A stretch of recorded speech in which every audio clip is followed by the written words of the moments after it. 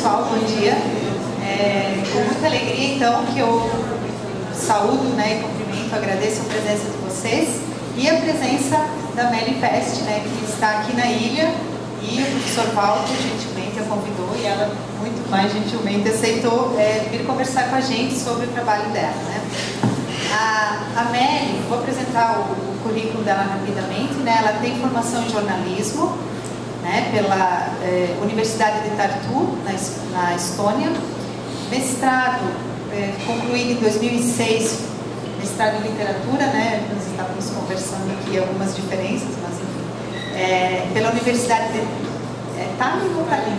Tallinn, com a dissertação A Recepção das Literaturas em Português na Estônia. Durante o mestrado também ela fez intercâmbio na Universidade de Lisboa, estudou, aprimorou, enfim, a língua e a literatura brasileira e portuguesa. Em 2014, ela se formou doutora em estudos interdisciplinares pela Universidade de Tallinn, também com a tese Antropofagia como Estratégia Cultural Brasileira. E durante o doutorado, ela fez um estágio na Universidade de São Paulo, então ela também tem uma ligação bastante forte e interessante com o Brasil. Desde 2007 é leitora na Universidade Tecnológica de Tallinn, e traduziu, a Meli também é tradutora de Rubem Fonseca e de Paulo Lins, que é o tema, o autor que ela vai tratar aqui hoje. Então, muito obrigada, Meli, seja muito bem-vinda e espero que seja o início de um contato mais próximo com a UFSC e com a PGED. O ano passado, isso, mas um contato ainda mais intenso, então, com a PGED, Boa palestra a todos e a todas. Oi, bom dia, pode me ouvir lá atrás também? Muito obrigada pela apresentação e convite. Estou aqui já a segunda vez, faz exatamente um ano, no mês de março também de 2017 fui aqui, dando outra palestra sobre mais ou menos o tema de meu tese de mestrado, que foi recepção de literaturas em português na Estônia. Não sei se alguém foi presente um ano atrás, não lembro todos os caras, com certeza foi, e também uma colega menos. E hoje, quando fui convidado de novo, pensei bastante sobre o que vou falar. Pensei sobre alguns temas mais teóricos. Depois decidi que pode ser que vocês, acho que a maioria de gente aqui tem de fazer com tradução, mas mais teoria de tradução, não é? Então decidi que, como eu faço pesquisa, mas também sou mais ou menos praticante de tradução, pode ser mais interessante falar sobre uma tema prática. E vou falar sobre vários aspectos que se tornaram importantes neste processo de tradução deste livro, Cidade de Deus, de Paulo Lins, ao estoniano. Posso dizer mais que agora estou finalizando um outro projeto de tradução, só por introdução, que último ano, quando fui aqui, já fui aqui como bolsista da Biblioteca Nacional, com um programa de tradutores, que estavam traduzindo algo no momento. Eu estava traduzindo um livro que se chama Barba Ensopado de Sangue, de Daniel Galera.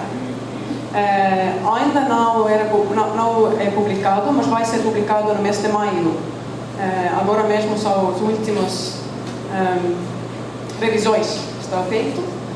O autor, que é mais ou menos jovem autor de Porto Alegre, ele vai visitar a Estônia, vamos ter um festival literário, então vai ser muito interessante nesse sentido também. Mas decidi hoje falar sobre a minha primeira tradução maior. Às vezes, estes são mais interessantes, quando tudo é novo, a cabeça ainda está entender como o trabalho funciona E este texto, especialmente, tem muitos caráteres especiais que faz a função de tradutora muito especial e interessante. Vou começar com um pouco de introdução, como encontrei este texto, ou melhor dizer, como esse texto encontrou-me.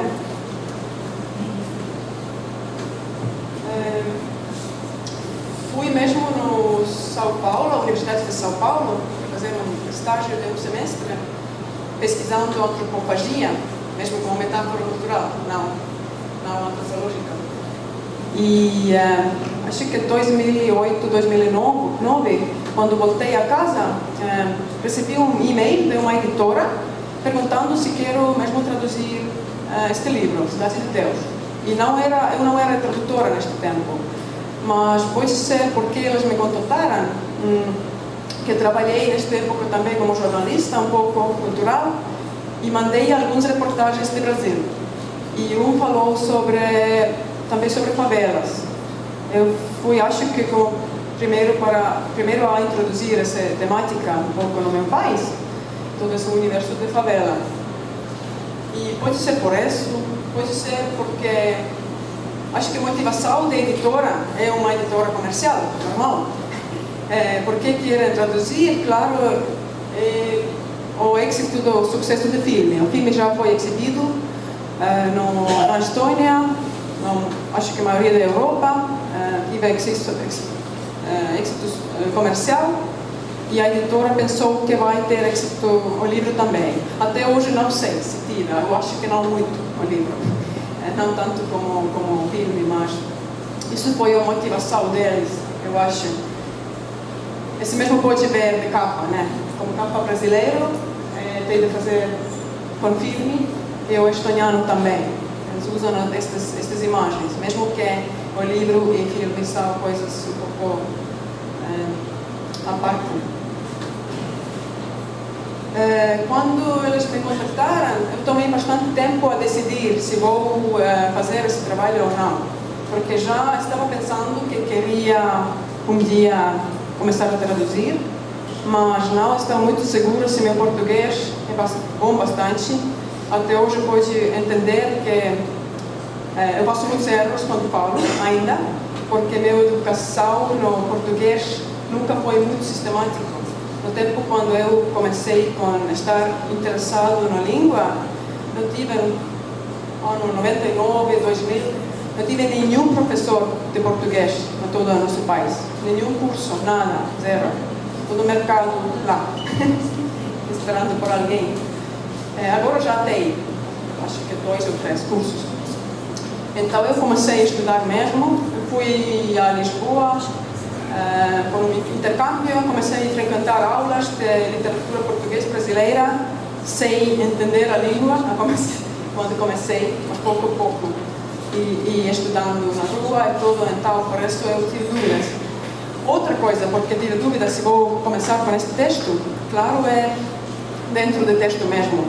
Não sei quanta gente daqui mesmo leram o livro de Lins. Não o filme, mas o livro mesmo. Pode mostrar com a mão que é lido. Não muitos. Deve saber, então, ao menos você, que é muito cheio de gírias. O filme também é, mas o livro tem 3 vezes mais. O livro tem mais de 400 páginas também. E como eu estudei um semestre no São Paulo, pode ser que conheci um pouco de gírias de São Paulo, de estudantes, de USP ou menos, mas é outro mundo, né? Isso foi gíria de favela e de outra cidade, de Rio de Janeiro. E até pior, até mais difícil, parece que gíria de favela não é unificado, não é mesmo por todas as favelas. Tem algumas palavras que são mesmo de Cidade de Deus e de nenhum outro lado. Então, conhecer esse mundo todo, eu entendi já que vai ser difícil. Outra coisa que faz mais difícil ainda é que esse nível temporal, que o livro não fala de hoje em dia só, ou de 90, quando foi publicado, acho, mas começa nos um pouco de 60s e mais 70s, 80s, 90s. Contei 3 histórias, de 3 caracteres que estão contando sua história e cada um fala de uma década. E linguisticamente é muito profundo este livro, que o autor mesmo fez bastante pesquisa. Começou tudo como uma pesquisa antropológica, esse projeto deste livro. Então, ele fez bastante bom trabalho em ter vocabulário adequado de favela, de década correto. E entender tudo isso e procurar equivalência a tudo não é tão fácil, entendi. E por isso eu perguntei se era possível fazer esse trabalho juntos com alguém para reduzir o nível de estresse de principiante. E disseram que sim, posso, que temos de dividir o salário, que não é muito, na área de tradução na Estônia ao menos, mas sim, pode fazer. Encontrei uma menina, encontrei ela mesmo no São Paulo, aqui uma estoniana, na universidade, encontramos ali. Ela também voltou à Estônia, também queria praticar tradução, também era principiante como eu. Mas hoje em dia ela é bastante boa tradutora, já traduz Clarice Lispector, Musa, Alberto Musa, Agualusa, Eduardo Agualusa, toda é traduzido por ela. Então estou um pouco orgulhosa que eu ajudei no início da carreira dela também, que voltou-se à literatura brasileira. E fizemos esse trabalho juntos. Esse é o primeiro tema que eu queria falar, como é traduzir juntos com alguém. Porque tem vários temas que também, na teoria de tradução, pode tornar-se interessante. Fomos todos como principiantes, fomos ingênuos um pouco. Pensamos que é um livro de 400 e pouco páginas, que cada um vai traduzir 200 e já. é tudo feito. Mas eu acho que traduzir juntos com alguém um texto deste tipo dá mais ou menos doble trabalho, como 2 vezes mesmo do que era traduzir sozinha. Porque todo esse processo de homogeneizar no nível de vocabulário, estilo, todo, vai dar muito trabalho. Mas mesmo assim eu sou feliz que fizemos isso, porque essa experiência, acho que podia sugerir a cada tradutor, se existe essa possibilidade dentro da carreira, fazer uma tradução juntos com alguém, mesmo só para ver como é possível pensar diferente e formas de pensar diferentes sobre a língua que ambos são corretos. E neste tempo, ingênua como foi, eu pensei que existem equivalentes melhores, existe o sintaxe correto, como traduzir, então se tem 2 tradutoras bastante boas que fazem bom trabalho, o resultado vai ser o mesmo, não? Claro que não é assim. Pode ter 3 ou 4 tradutoras boas com o mesmo texto e resultados totalmente diferentes, porque tem esse gosto de tradutor, estilo pessoal, tem muitas coisas que entram no jogo. Entendemos isso um pouco e decidimos que vamos fazer essa cooperação na maneira um pouco, pode parecer estranha, que cortamos mecanicamente todo o livro por 20 páginas. Era mais lógico tomar uma história toda, segunda história e cortar o último ou algo, mas nós decidimos que nossa ideia é ter o estilo totalmente unificado, o mesmo. E isso, claro que estava dando mais trabalho ainda. Cada vez quando outra finalizou essa parte de 20 páginas, a outra revisou. Tivemos discussões, debates sobre alguns lugares, partes mais difíceis, sobre vocabulário, e a ideia era que tivemos de construir um dicionário mesmo, porque tem tantas palavras, exatamente neste caso, neste livro, é muito importante ter essas frases, melhor assim. Tem muitas frases que repetem durante todo o livro e por estilo também é muito importante ter exatamente mesmo a tradução para ter correção. Há um exemplo aqui. Mesmo se tem um tema onde tem muitos sinônimos, e drogas neste mundo são um tema muito discutido, não é? Por exemplo, marihuana, estes que eu lembrei, pode ser que foram mais. Foram marihuana, maconha, claro, baseado, bagulho, preto, franga. Cada um necessita um equivalente no estoniano. E devem ser os mesmos, sempre se alguém diz que vamos fumar baseado, deve estar o mesmo equivalente, né? Então, deve estar muito sistemático se queres compartilhar esse trabalho com alguém.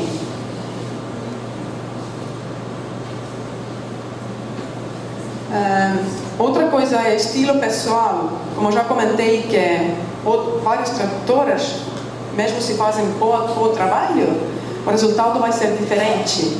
Uma é somente poeticamente dito essa voz pessoal de tradutor, mas tem outros fatores que entram também. Vou entrar mais no nosso caso, traduzindo junto com outra menina, Leno.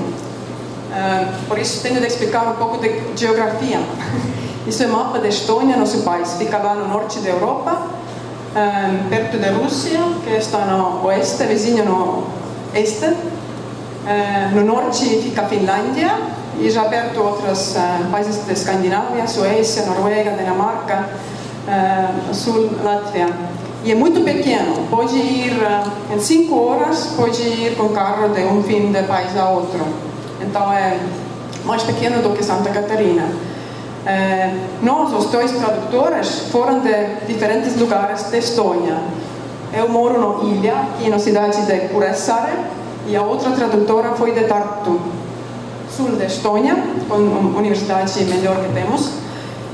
E mesmo que este país é tão pequeno, nós temos dialectos bastante diferentes.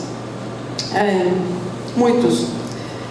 Nós, ambos jovens, que já moraram fora da sua cidade, fomos na universidade, nós fomos seguros que não usamos nada de dialecto, ou nada de palavra fora de padrão. Quando nós falamos entre nós, não entendemos que existe diferença. Mas se uma começa a traduzir e redigir, editar o texto de outra, em um processo tão intenso como foi neste caso, para ter o mesmo estilo totalmente, um momento entende que não, ela fala diferente.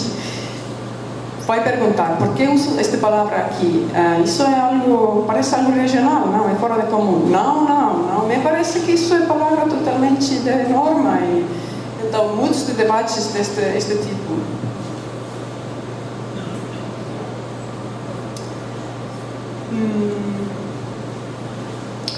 Este processo foi um pouco fora de comum. Acho que foi muito fora de comum de uma tradução normal.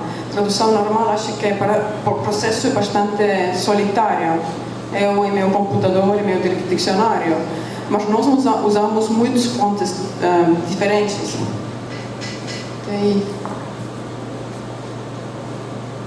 Sim, fontes de vocabulário. Como já expliquei, é vocabulário muito difícil a entender, mais por uma estrangeira, mas acho que mesmo por um brasileiro, algumas gírias. Nós encontramos, às vezes, uma pessoa também, com outra tradutora, sentimos num café no centro das nossas cidades, discutimos, e sempre quando vimos alguém passar, que conhecemos um pouco, convidamos. Praticamos essa gíria com elas, se parece normal, se pode usar. Mais difícil era traduzir as palavrões, porque não usamos muito, e esse registro de nossa língua pode ser que não era tão elaborado, então fizemos muita pesquisa. No transporte público, sempre escutando, juntos com adolescentes, sempre escutando, fazendo notas que usam hoje em dia, tudo isso. Mas o primeiro nível era entender estas gírias, né? Isso também era muito difícil. Claro, o dicionário ajudou. Tem também, eu escrevi aqui no inglês, fanzines, alguns sites de fãs de Cidade de Deus explicando alguma parte das gírias, mas não todo. Então, eu falei com poucos amigos que tive no Brasil, no chat, internet, sempre perguntando, fazendo grandes listas de perguntas, e eles sabem. Eles não sabem normalmente. Foram a falar com seus pais, porque foram de outra época. Próximo dia voltaram, dizendo que sim, minha mãe falou, morou nos 70 no Rio, mas ela não falou com esta gente lá de favela, ela não sabe de nada destas palavras. Então foi uma estoniana, encontrei, que morou no Rio, estudando sociologia na universidade, e ela ajudou bastante com termos como, não sei se vocês sabem o que significa 171 na gíria. Sabem? Ok. Para nós era novidade, como é de código penal brasileiro, né? Coisas assim. Cada uma pesquisinha à parte. Isso era tudo prática. Claro que usamos fontes mais comuns também, dicionários conhecidos, fóruns. Tem esses temas. Para mim, pessoalmente, mais difícil era a coisa de armas, porque eu não gosto de armas, não estou de campo de Trump. Mas por esse processo tenho de entender cada número do calibre que usam porque também tem sistema métrica, aqui é também sistema métrica, mas nas armas usam sistema americano, então para entender esses números, muito complicado. Falei incluído um ex-chefe de polícia estoniano, que nos explicou as armas. Hoje em dia é ministro do interior, não importa, mas por acaso. Ele também escreveu mesmo um romance de criminal nesta época, então era muito interessado na literatura e tudo, então ajudou, gostou muito do processo também, e todas essas fontes extras. A parte de toda essa prática, eu comecei a frequentar aulas de teoria de tradução também, só por meu interesse, e também pareceu que era interessante combinar prática e teoria. E lá também tivemos muito interessantes discussões, claro. Foi uma menina que era traduzindo o Céline, de francês. Também em português existe, Viagem ao Fim de Noite, Companhia das Letras tem. E este tem também língua muito fora de comum, sintaxe quebrado, pode dizer, muitos erros, se falamos de língua de padrão, e nós discutimos muito como traduzir não só gírias, mas se tem gente, caracteres de romance que falam com muitos erros. Como traduzir erros? É um tema interessante. Descobrimos, juntos com nossos professores, uma coisa que me parece muito interessante, que na história da literatura estoniana e literatura traduzida ao estoniano, quase não existia essa tradição de como traduzir erros, porque literatura era algo um pouco mais, não sagrado, mas por um tradutor era muito difícil escrever errado na tradução, porque, não sei, existe esse sentido que um livro é algo, tudo deve ser correto se já é livro, não é?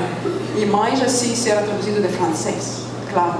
Literatura francesa era um pouco visto aí, acho que mesmo no Brasil, né? Então, nós entendemos que estamos fazendo algo um pouco novo, que tem de fazer um esforço como quebrar essa tradição e mesmo escrever errado de forma correta.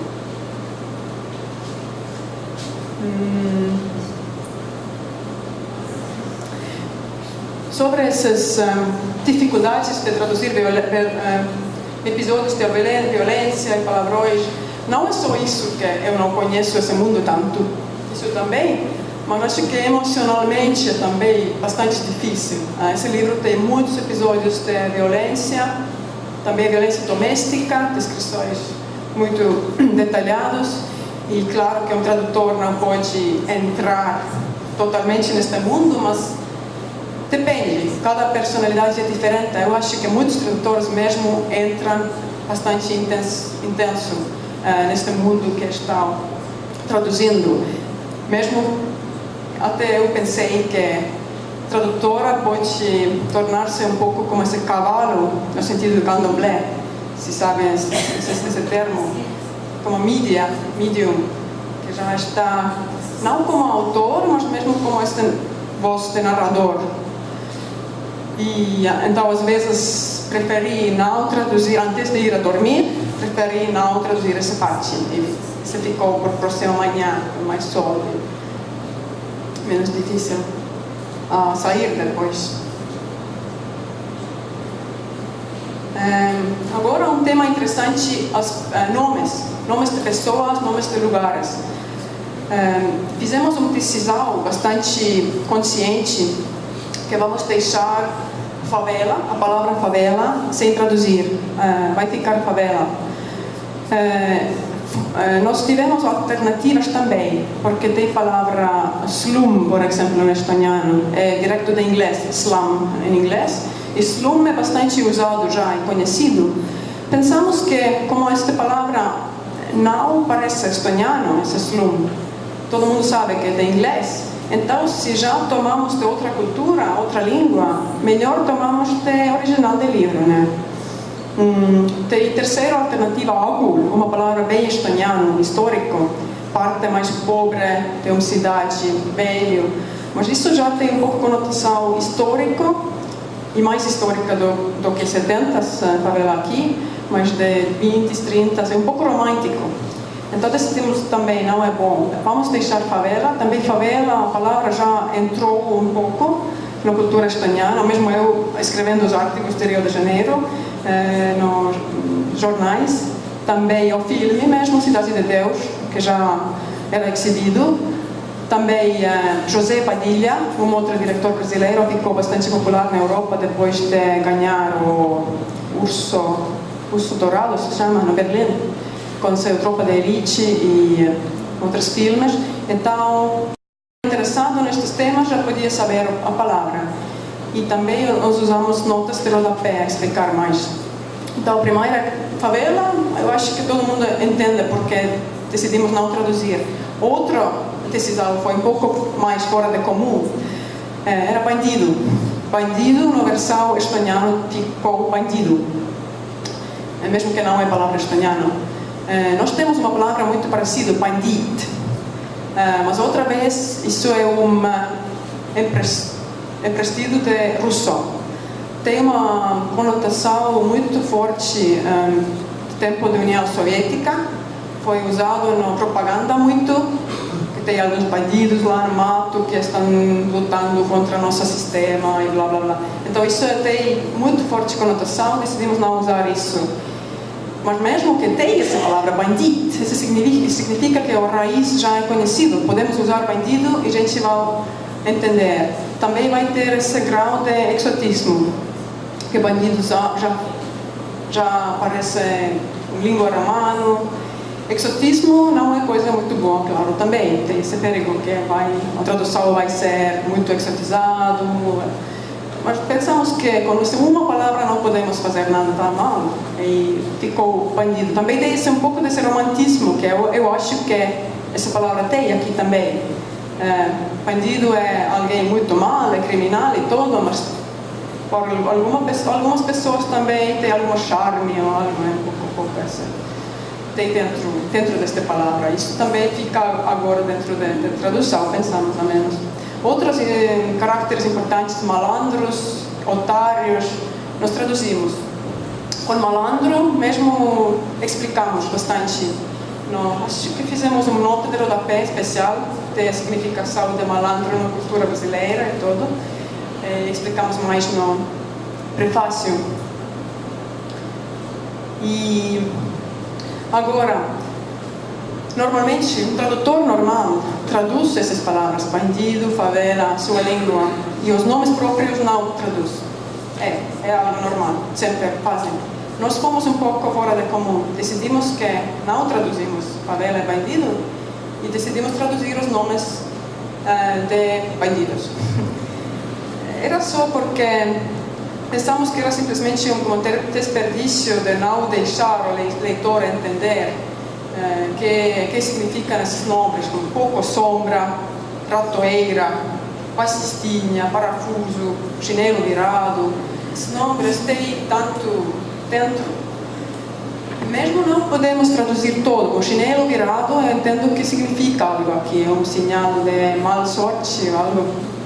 Na Estônia não, então parece ser um pouco estranho ter um nome chinelo, decidimos traduzir só chinelo, então tem essa ideia de dentro, mas não é tão elaborado. Então mudamos um pouco para estes vão parecer nomes na estoniano também. Se tem um bandido estoniano, pode ter esse nome também.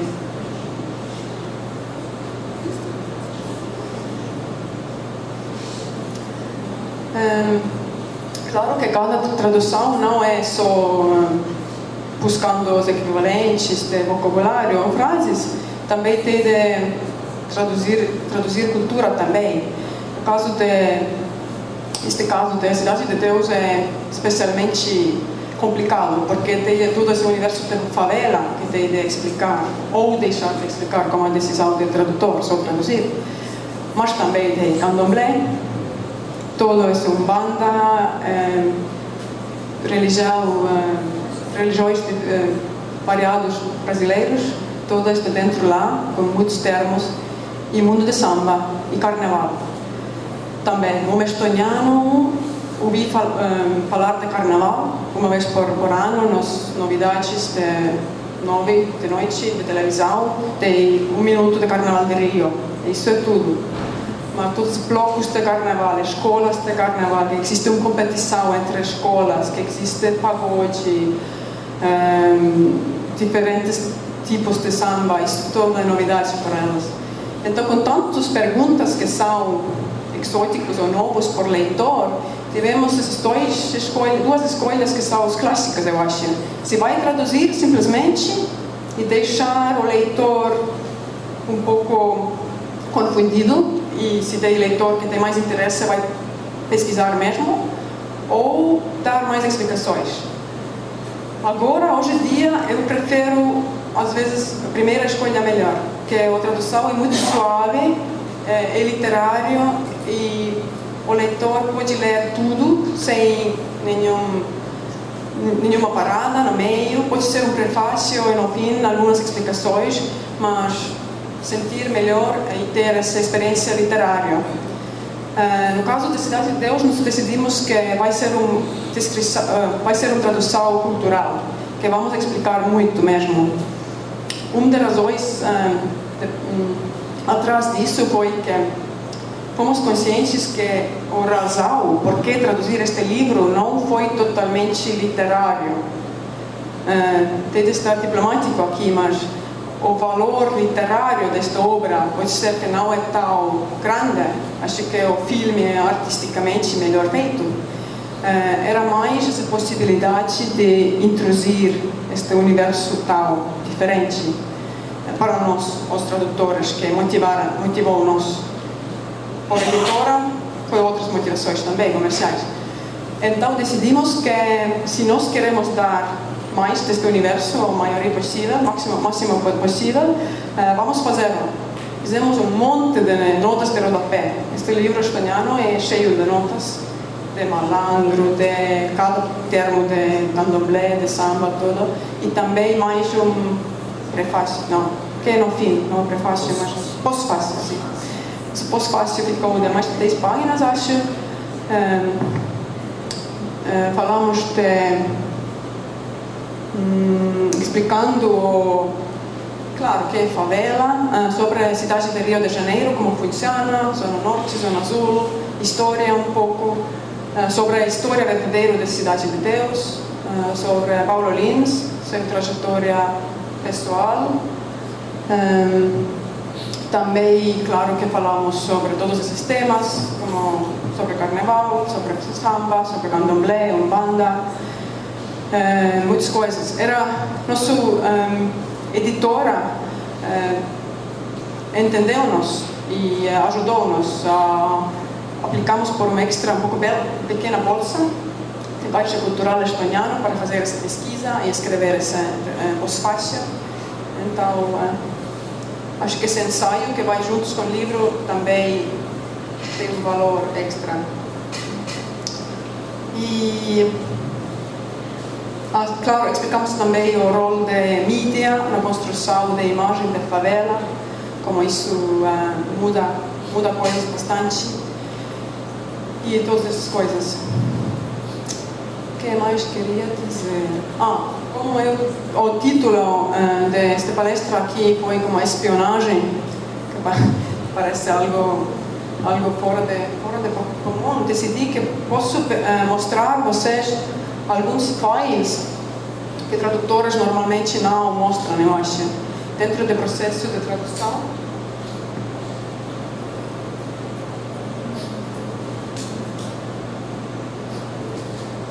Para explicar melhor, aqui é o pós-fácil, é todo estoniano, mas só para mostrar sobre Paulo Lins, escritor de não é, me parece que não é a versão final, tem algumas marcas aqui, mas tomei algo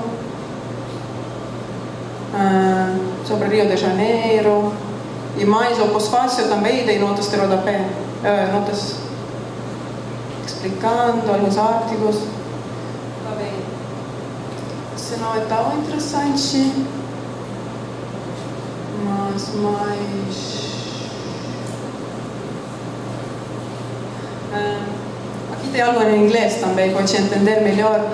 Só para mostrar algumas correspondências que tive durante o processo de tradução com alguns amigos brasileiros e também até portugueses, porque tive mais. Isso não é nada, não deve tomar muito sério, isso não é muito, pode ser não muito profissional. Só alguma gente que sabe algo do tema, ajudando-nos a entender combinando versões de diferentes amigos, fazendo decisões, as definições,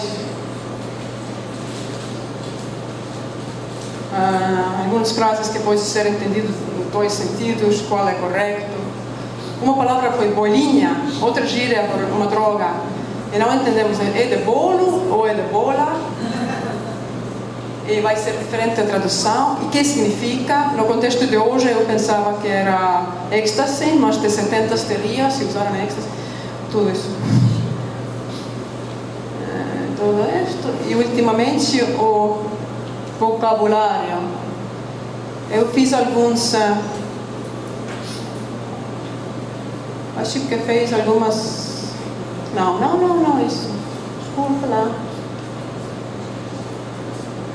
Estes no verde são no português, eu fiz para vocês entender melhor os títulos de secções, como nomes, todos esses, acerola, amendoim, angu, muitos bandidos lá, porque eles todos morrem pode ser uma semana que está vivo dentro do livro e já morrem, então aparecem novos caracteres, muitos nomes já. Traduzir, Zuka, Rapper, Cabelinho Calmo, Tenente Cabra, Caçarola. E alguns têm significados, contextos brasileiros, então é difícil tomar esse contexto na tradução, entrar. Coroado foi de carnaval também. Explicar isso, gordurinha. Um dos mais famosos foi Inferninho.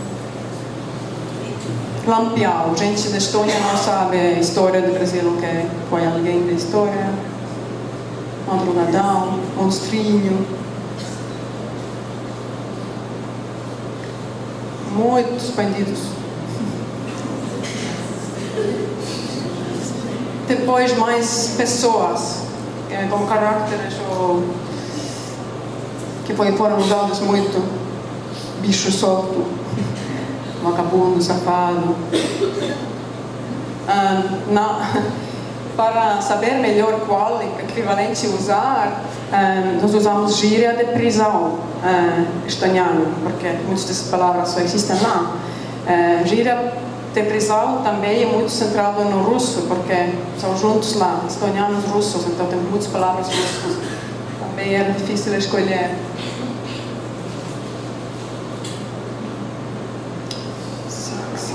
No fiscal, chamando Cocota, gatinha, playboy, engraçadinho, compadinho, caxanguista. Agora lugares, também traduzimos alguns nomes de lugares, se não era lugar geográfico, se era como lá em cima, lá na frente, claro que traduzimos estes também, lá do outro lado do rio.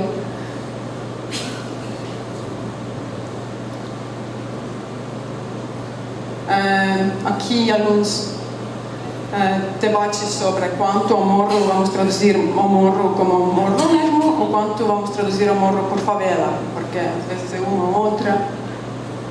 Algumas favelas não são no morro. Grupos, molecada, quadrilha, vida de criminalidade. Isso todo esse dicionário que nós fizemos para nós mesmos, para não esquecer qual palavra usei a última vez e também para compartilhar entre nós com outra tradutora que vamos usar as mesmas palavras no mesmo lugar. Polícia, aqui esta pessoa de polícia estoniana nos ajudou bastante a explicar o sistema europeu, o sistema americano, como são diferentes, os cargos, e também militar civil federal, porque nós não temos o mesmo sistema. Alguns verbos: prender em flagrante, furtar, barbarizar. Armas. Oitão. Oitão, na verdade, não era 8 calibre, mas 38. Deixaram no 30. E para nós era 9 milímetros, então era noval, mas esta versão é muito complicado. Escopeta, espingarda. 6,30, por exemplo, ou 7,65. Qual pistola, não? Que é isso? Agora, drogas. O mais vocabulário que tiver drogas, eu acho. Avião, vapor, matuto, comparsa. Todos com roles importantes. Bolinho tóxico. Preto e branco. Risola.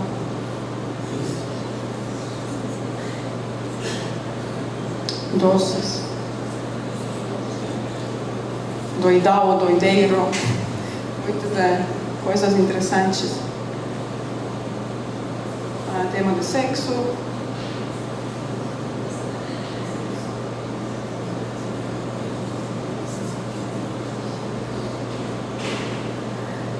Mais gírias, muito palavrões, outros.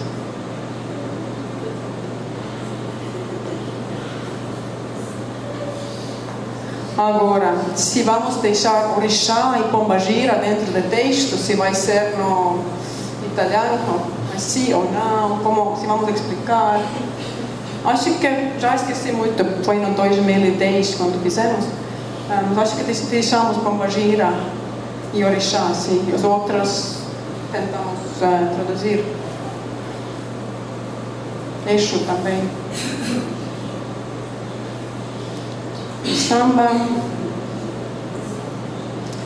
Tudo foi dentro deste livro. Samba não é como tema principal lá, mas é tudo lá. Samba enredo, samba de partido, partido alto, samba de quadro, samba dançal, pagode. Primeiro era entender o que significa, que história tem e depois decidir a tradução. Expressões, gente de conceito, cortinas pretas sobre a polícia militar, comer solto, festa americana, também não sabia antes que usa. E algumas últimas mudanças no último momento. É um falho de trabalho mesmo, algo que acho que normalmente não mostra na outra gente. Para concluir, outra vez vou dizer que acho que mesmo com todas as dificuldades, eu acho que ia sugerir, se alguém tem essa escolha, que pode trabalhar com alguém juntos, acho que é muito boa a experiência, vai estudar muitíssimo, mesmo que se vai gastar muito tempo.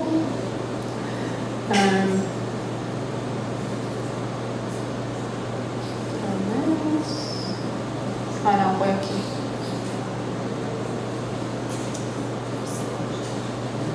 Assim.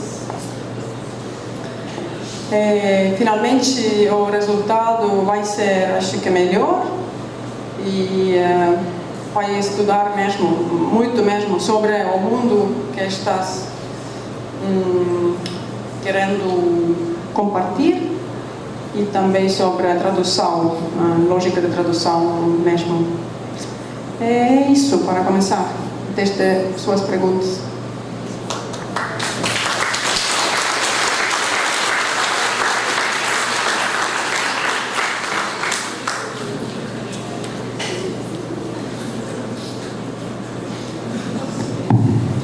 Muito obrigada, então, Mary. Acho que a sua fala trouxe muitos pontos importantes.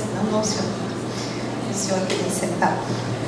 Pontos importantes que nós que estudamos tradução, quem traduz, enfim, né, sempre se depara, e com uma língua que para nós aqui, eu acredito, seja bastante desconhecida, né? Ainda, né? Quem sabe não saiam daqui, né, alguns tradutores do estoniano, né? Hoje mesmo eu falava com os alunos da graduação sobre a importância também de se aprenderem línguas diferentes para o mercado da graduação, para o mercado, enfim, de trabalho, né?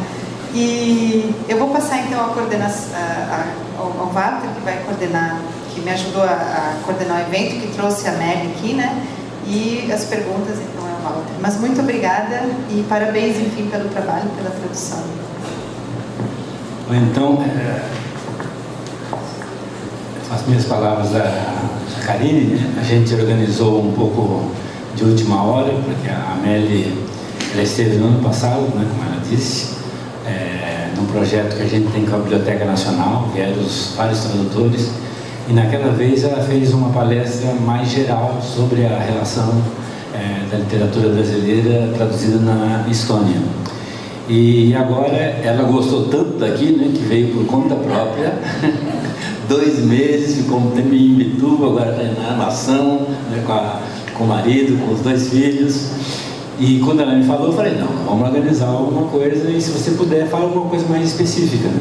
E o que ela falou aqui, como vocês viram, eu acho que é um privilégio para a gente, né? Porque ela abriu meio que a cozinha, né, ali o laboratório de tradução, e isso de fazer uma tradução em colaboração e da maneira como ela falou. Então, eu acho que agora a gente abre as perguntas, pode ficar à vontade, ela é super tranquila, super simples, tá? Se sintam à vontade. Só a única coisa que a gente não tem ainda, um microfone sem fio, quem quiser fazer pergunta tem que vir aqui naquele microfone que está ali, tá? Por favor, façam perguntas.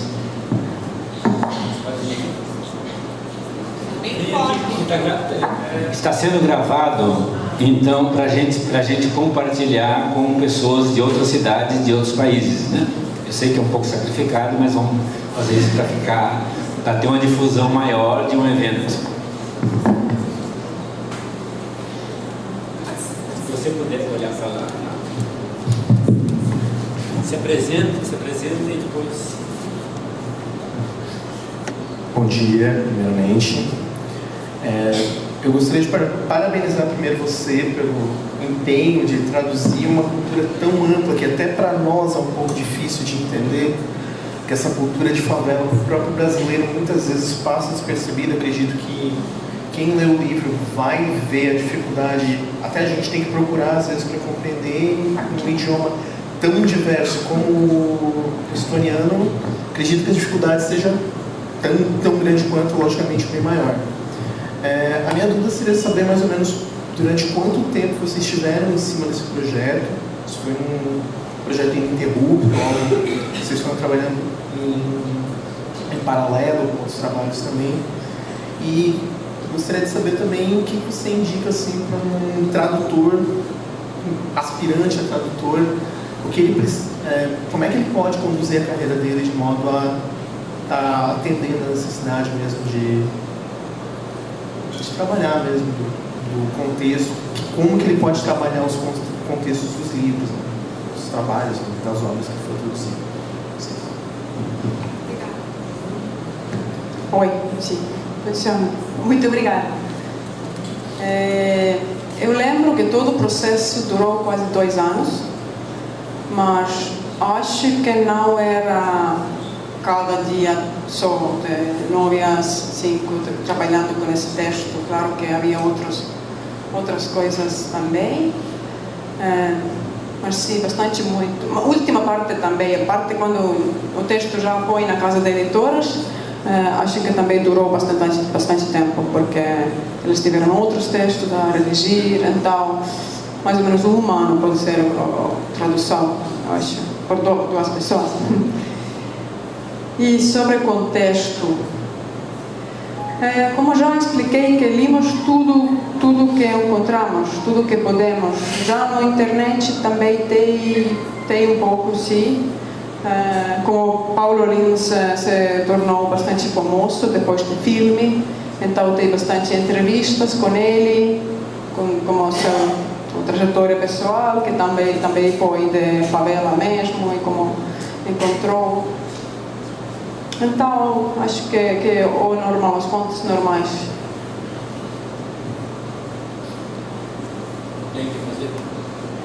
Alguém quer fazer outra pergunta, por favor?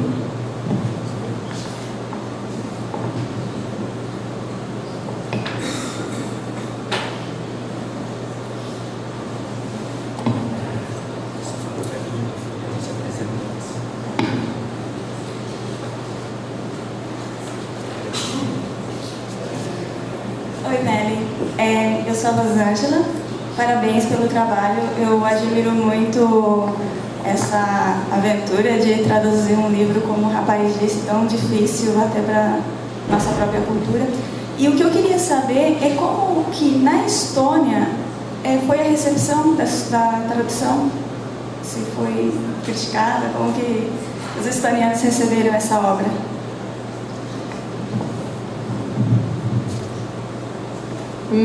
Isso é uma pergunta um pouco difícil a responder, porque eu acho que não havia muito de recepção, que eu sei. Mesmo na mídia, alguns artigos pequenininhos que sempre aparecem sobre o livro. Acho que mencionou também que o trabalho de tradutor deve ser difícil neste caso. E foi mais ou menos alguns blogs mencionando que interessante, mas não muito de crítica, não. Outra pergunta? Se a Gorete.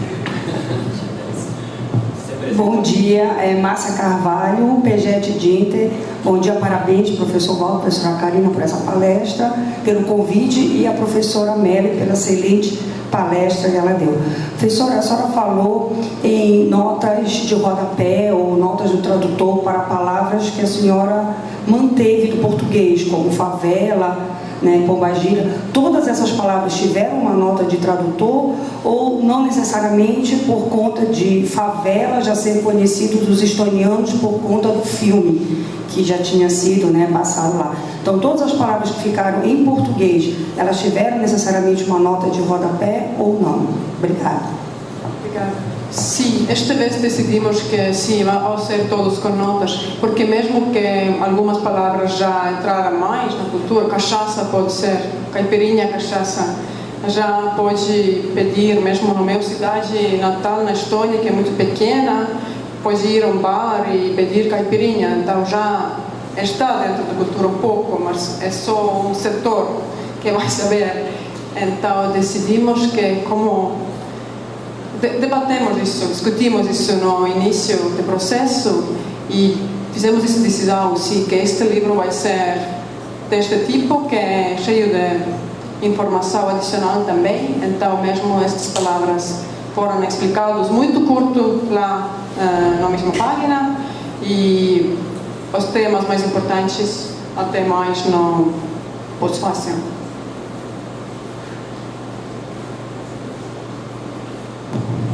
Outra pergunta? Paula.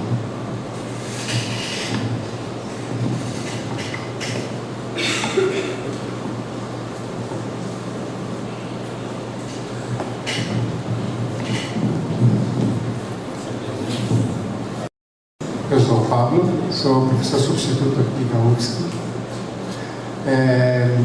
Eu queria... Você falou sobre que é difícil para o tradutor falar errado. Eu gostaria de que você se explanasse um pouquinho sobre isso, explicar... claro, vai ser difícil, né? Explicar em estoniano, os exemplos não vão funcionar muito. Com a plateia, a maioria eu acho que não fala estoniano, mas se você puder explicar como você abordou esse tipo de problema e que tipo de solução você encontrou, era isso que eu gostaria. Obrigada. Boa pergunta. Pessoalmente, gosto muito de traduzir mesmo diálogos e língua falada. É um desafio fazer isso soar como natural na sua língua, mas eu acho que isso é algo que eu gosto de fazer mais do que... Às vezes, acho que na tradução em português, significa ambas, não? Literatura portuguesa e literatura brasileira, tem essas frases enormes, mas pensamos Saramago mesmo. Isso para mim é mais difícil. Eu gosto de diálogos e língua falada, e se gíria e erros entram, tem mais de pensar como fazer isso no registro correto, na língua de destino também, e também que era natural, e tem esses grandes debates, ao menos eu conheço estes de Estônia, como traduzir, se alguém fala com dialecto é, em algum sentido, mais fácil, porque existem dialectos no nosso país também, mas outra vez, isso dá algo, conotação específica. Temos essa língua do sul da Estônia, se vamos... Acho que nos 60, 70 havia muito essa tradição. Se alguém falou errado, não errado, porque no inglês tem muitos desses níveis, não. A língua de rainha e de rua e vários registros entre os dois. Se era alguém de Pidgin English ou algo parecido, usaram esse dialecto do sul. Mas não faz sentido, não é? Minha ideia de ter... Porque isso tem conotação com uma região na Estônia, então sempre é difícil. Vou dar um exemplo de tradução que faço agora, de Daniel Galera, esse livro.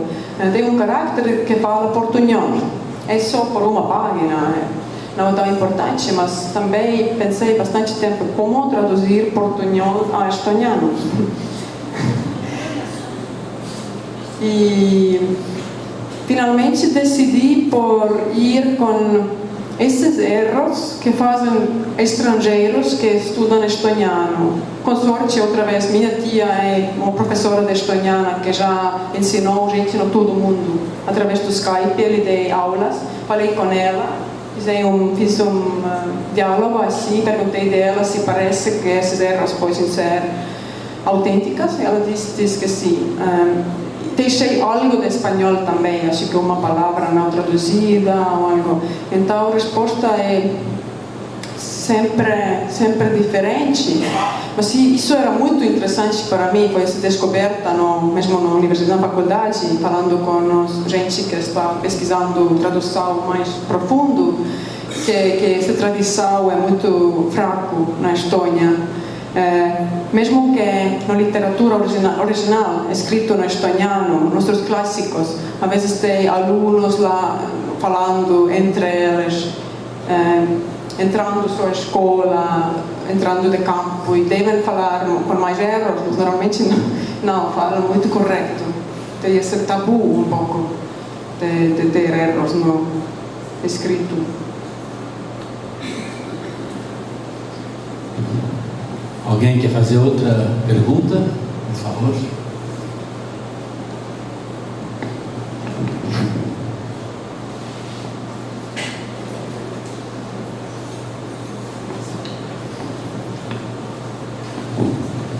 Se apresente e faça o microfone. Eu sou o Diego, estudante aqui da PEGET. Duas coisas. Queria que você insistisse um pouco sobre a dinâmica, do trabalho em dupla, né, coletivo, que você fez com a outra tradutora, né? Se vocês duas têm o mesmo conhecimento de Brasil e de língua portuguesa, né? Parece que você estava no Curaçao e ela em Tartu, na época, não é isso? Como é que se deu essa dinâmica mesmo? Insistisse um pouco mais no que você falou. E outro ponto é, quando você traduziu o livro, você conhecia as favelas do Rio? Já tinha frequentado? Como são as favelas de Tallinn, ou enfim, se é que existe algo parecido na história?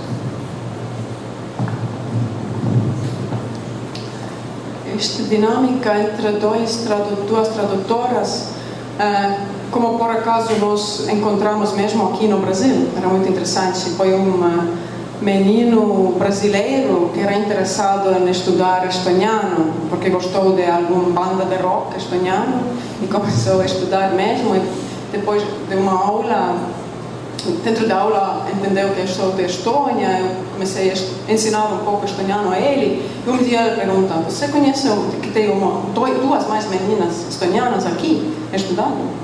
Não sei. E aí encontramos e até agora fazemos muito boa cooperação com uma delas.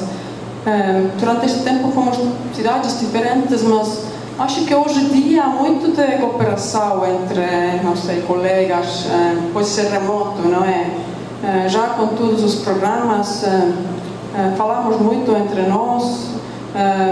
Se um encontrou algum link, um artigo mandou a outro. E também encontramos, como eu já disse, o país é tão pequeno que não é tão difícil encontrar e discutir. Eu acho que pode ser que a memória já não é tão bom sobre coisas ruins, mas eu acho que não tive grandes debates assim que não concordamos totalmente. E também, como foi, nós tivemos uma editora oficial também.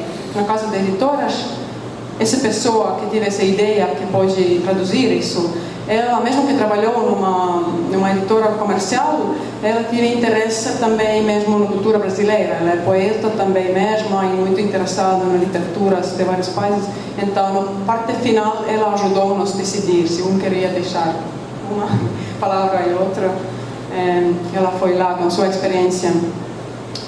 Outra pergunta foi sobre...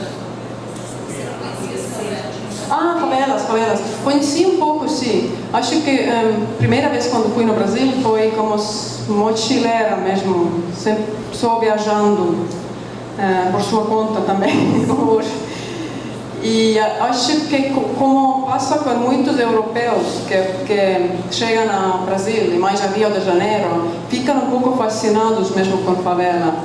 Não fascinados no sentido admirado, mas como não entendem, se estou procurando um pouco, pesquisando e lendo, não entendo como é possível como um universo à parte, um Estado dentro do Estado é Estado, em algum sentido, com suas regras e tudo. E alguns começam a fazer, não sei, pesquisa acadêmica sobre a favela, muitos outros vão a trabalhar como voluntários, com algum projeto. Conheci muitos nessa época que fizeram algo. Ou, no meu caso, sou um pouco mais afastado, sou um pouco pesquisando. Fiz uma reportagem mesmo de uma favela no Niterói. Encontrei com uma gente que conhece gente que podia fazer uma visita como oficializado, que é perguntado de líderes lá se posso entrar. Foi um dia super agradável, falando com toda a gente e tudo. E fiz algumas reportagens em Lima, claro, e vi muitos documentários nesta época. Isso foi também uma resposta a como fizemos essa pesquisa junto com outra tradutora, que documentários, acho que vários bons documentários foram feitos nesta época sobre essa temática, e isso ajuda bastante a divulgar também em todo o mundo essa problemática. E se existe na Estônia? Difícil a dizer. Eu acho que não existe nada que podia chamar favela mesmo. Mas como disse que temos outras duas palavras, uma importada de inglês, outra velho estoniano, tal, alguns lugares um pouco parecidos, claro que sim. Mais alguma pergunta? Meli, como é o trabalho do tradutor na Estônia? Uma pessoa pode sobreviver só traduzindo? E como que é, não sei se você teria como que é o mercado de traduções lá? Vocês traduzem muito? O que se traduz? Enfim. como eu entendo, a maioria de tradutoras não pode viver de só traduzir. Em muitos casos, eu acho que a maioria de casos é trabalho extra, trabalho de noite, trabalho durante outro trabalho, às vezes, se tem um trabalho na oficina onde não tem de fazer muito, pode traduzir também. Essas coisas me parece que são a maioria. Acho que temos como entre 5 ou 10 tradutores clássicos muito bem conhecidos, que já estão pagados mais também, traduzem textos clássicos também muito complicados, e por elas sim. E se outras combinam. Também, isso pode ser já demais elaborado, mas pode imaginar também que o mercado não é tão grande. Temos mais ou menos 1 milhão de estonianos que falam estoniano. Em todo o mundo, 1 milhão. Então, que porcentagem destes estão lendo livros? Que porcentagem estão comprando livros? Já estonianos gostam de ler, comparado com muitos outros países, sim, ainda temos essa tradição. Eu tenho essa teoria que é de tempo da União Soviética, quando não era muito alternativa de entretenimento, os filmes americanos não chegaram, tudo isso, ainda temos um pouco de tradição. Mas mesmo assim, é difícil também, por causa dos editores, de sobreviver. E é por isso, não é por nada, mal razão. Mais alguma pergunta? Então, acho que vamos concluir.